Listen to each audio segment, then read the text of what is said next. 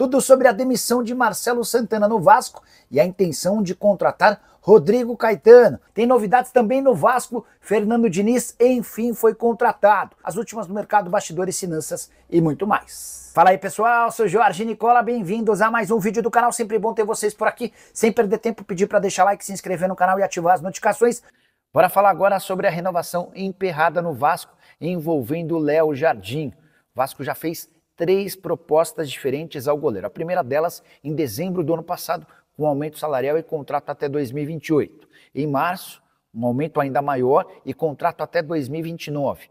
A terceira e última oferta feita nesse mês, com maior salário para o Leonardo Jardim, só abaixo hoje de Coutinho e de Payet, ele ganharia mais até do que o Verratti, e um contrato até 2030. Mas o staff do goleiro não aceitou as condições e fez uma contraproposta com cifras consideradas pelo presidente Pedrinho como fora da realidade vascaína.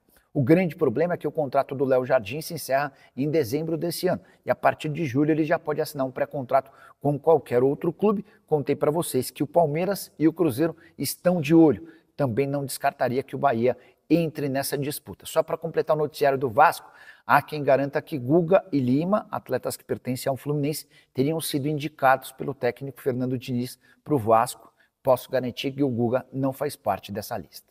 Bora falar agora sobre o Vasco da Gama e sobrou para Marcelo Santana.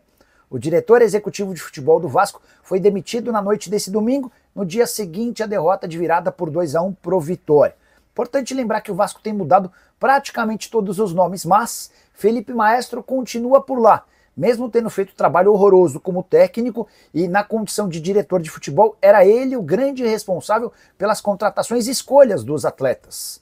Então é importante até destacar isso. Marcelo Santana vem sendo muito cobrado por conta de possíveis erros na contratação de atletas, mas a escolha, a identificação, a opção por tais jogadores sempre foi do Felipe Maestro. Marcelo Santana era nada mais, nada menos do que um cara que negociava, era um negociador do Vasco em busca de reforços, tá?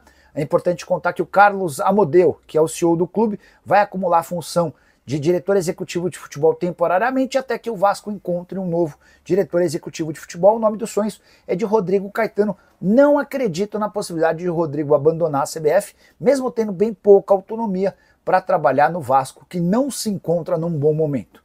Só para completar, Marcelo Santana, que foi muito criticado por torcedores, até de forma justa, mas quando ele chega, o Vasco, o time ocupava a zona do rebaixamento, conseguiu ficar 22 rodadas seguidas entre os 12 melhores e terminou com a melhor campanha do Vasco na Série A do Brasileiro desde 2017. Foi também a melhor campanha do Vasco na temporada passada na Copa do Brasil desde 2011.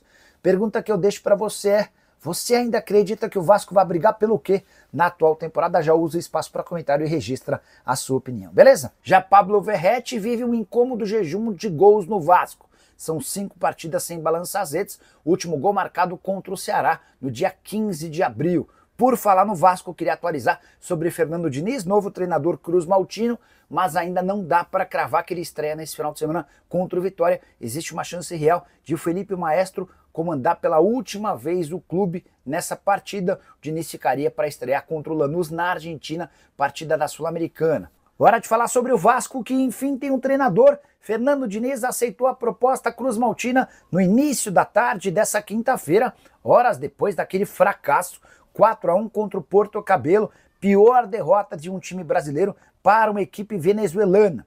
Importante contar que Fernando Diniz e seus 3 auxiliares, entre eles um preparador físico, vão custar pouco mais de R$1 milhão por mês ao Cruz Maltino, que também precisou aceitar um contrato até dezembro de 2026. Vasco que não vence as 7 partidas e vive crise, especialmente depois da derrota na Sul-Americana, que coloca em risco a classificação do time. O Vasco vai precisar pontuar contra o Lanús na Argentina e depois vencer o Melgar em casa para assegurar a classificação. Só para completar, em relação ao fracasso de quarta-feira, vale a lembrança de que o salário do Coutinho ou do Payet sozinho banca toda a folha salarial da equipe venezuelana. Payet e Coutinho ganham cada um R$1,5 milhão por mês. Hora de falar sobre o Vasco da Gama, vexame gigante. Derrota por 4-1 para o Porto Cabelo, jogo disputado na Venezuela. Essa é a maior derrota da história do futebol brasileiro para um time peruano, com alguns agravantes como o fato de o Vasco ter poupado titulares na partida contra o Palmeiras no Campeonato Brasileiro, exatamente por causa desse confronto. Vasco que agora se coloca em risco até de classificação na Sul-Americana. O Lanús é o primeiro colocado com 8 pontos, o Vasco é o segundo com 5, Porto Cabelo e Melgar aparecem dividindo a terceira colocação com 4 pontos cada. Queria destacar a entrevista forte do Verratti depois da partida. Ele falou, abre aspas, não adianta falar do presidente, de técnico, nós, jogadores, somos os maiores e únicos culpados e temos que dar as respostas. Esse resultado é uma vergonha. Só para completar, o Vasco ainda pega o Lanús fora de casa e o Melgar em casa, precisando de no mínimo 4 pontos para assegurar a classificação. Quero falar agora para você sobre quem ainda pode e quem não pode mais se mudar de clube no Brasileirão, e a regra é clara. Aquele jogador que já tem 7 ou mais partidas fica impedido de atuar por um outro clube. E essa regra é super importante porque praticamente descarta negócios que vinham sendo debatidos. Você quer um exemplo? Juninho Capixaba, lateral esquerdo que pertence ao Red Bull Bragantino. Ele foi alvo de 3 propostas do Palmeiras, também esteve nos planos do Cruzeiro, do Atlético Mineiro e do Flamengo. Juninho Capixaba já tem 8 jogos e aí fica inviável imaginar que um clube vá contratá-lo nesse ano sem poder utilizar o jogador daqui até o fim do Campeonato Brasileiro.